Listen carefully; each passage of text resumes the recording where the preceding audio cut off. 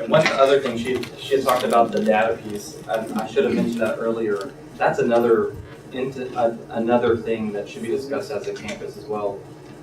As like I said, 13 years ago as an AP, it was the administrators owned the data. And we were the ones that presented the data. We were the ones that said, this is where we need to work. Well, 6 or 7 years ago, Alan November, who owns The Learning, that's another really important person that has guided the work that we've done.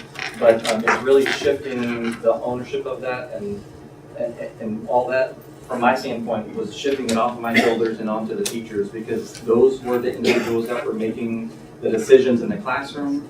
Those were the ones that needed to read through the data and to become very, very familiar with the data.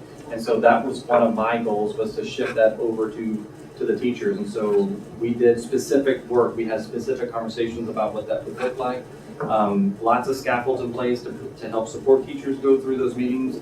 And then, which lent itself beautifully to, now let's shift it from the teachers to the students. And so I didn't plan it all the way to the students 7 years ago, but it was naturally, it turned out to be a really good progression. One other thing is, as we talked about our DDIS meetings, again, that's where teachers come to the table talking about their data, just like they expect their students to come to the table talking about their data. And so that is not something that just kind of happened. Those were very strategic and intentional conversations that we've had as a group.